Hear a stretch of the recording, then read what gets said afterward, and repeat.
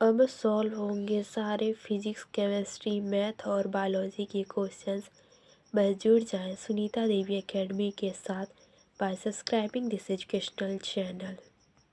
Hello student, आप सब कैसे हैं? I hope you all are enjoying Sunita Devi Academy. Now आज हम डिस्कस करेंगे हेल्थ केयर डिलीवरी सिस्टम का session 2, describe the role of supporting departments in a hospital. ये इस सेशन का पार्ट 3 है। इससे पहले के पार्ट अगर आपने नहीं देखा है तो उसने भी ज़रूर देखें, जिनके लिंक आपको डिस्क्रिप्शन बॉक्स में मिल जाएंगे। सो चलिए स्टार्ट करते हैं पार्ट 3। इस पार्ट में हम डिस्कस करेंगे लेबोरेटरीज़ के बारे में। तो यहाँ पर कुछ लेबोरेटरीज़ दी गई हैं जो कि हॉस्पिटल में पाई जाती हैं, जैसे कि बैक्टीरियोलॉजी लेबोरेटरी।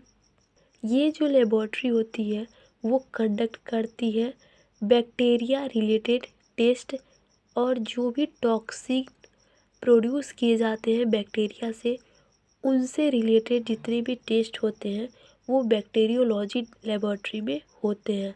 उसके बाद आता है हमारा क्लिनिकल बायोकेमिस्ट्री लेबोरेटरी।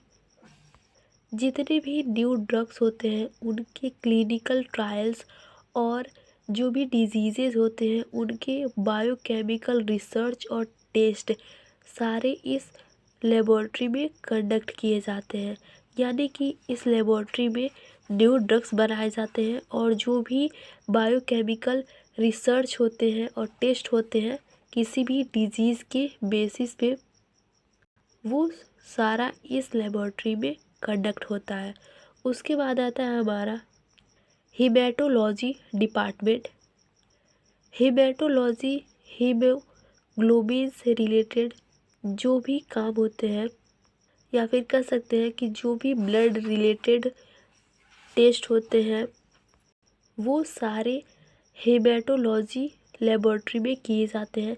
जैसे कि ये जो लेबोरेटरी है वो रिस्पॉन्सिबल होता है हेमोग्लोबिन को बनाने में, और इस लेबोरेटरी में अनीमिया और ल्यूकेमिया पर स्टडीज़ भी की जाती हैं।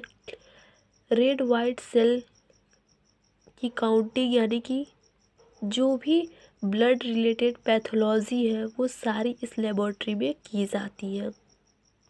यानी कि कह सकते हैं कि जो भी ब्लड रिलेटेड स्टडीज़ होती है, जैसे एनीमिया पर हो गया, और जो भी ब्लड में डिजीज़ेज होती है उन सब की टेस्टिंग इसी हेमेटोलॉजी लेबोरेटरी में की जाती है। उसके बाद आता है पैरासिटोलॉजी लेबोरेटरी। ये पैरासाइट जो होते हैं उनके प्रेजेंस पर स्टडी करती है। इस लेबोरेटरी में पैरासाइट से रिलेटेड सारे काम किए जाते हैं। उसके बाद आता है हमारा ब्लड बैंक। ये जो ब्लड बैंक है वो रिस्पॉन्सिबल होता है ब्लड के कलेक्ट करने के लिए और उन्हें ब्लड को देने के लिए, यानी जिन्हें रिक्वायरमेंट है ब्लड को उन्हें ब्लड देने के लिए रिस्पॉन्सिबल होता है।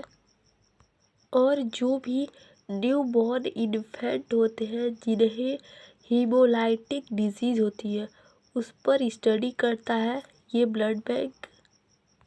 अब यहाँ पर कुछ चीज़ें लेबोरेटरी के बारे में, जो लेबोरेटरी सर्विस है उसके बारे में बताया गया है। जैसे कि जो लेबोरेटरी सर्विस है वो दिनों रात प्रेजेंट होना चाहिए, और जो लेबोरेटरीज़ हैं वो ग्राउंड फ्लोर पर ही लोकेटेड होने चाहिए, सो दैट जो पेशेंट है उसके लिए आसानी हो।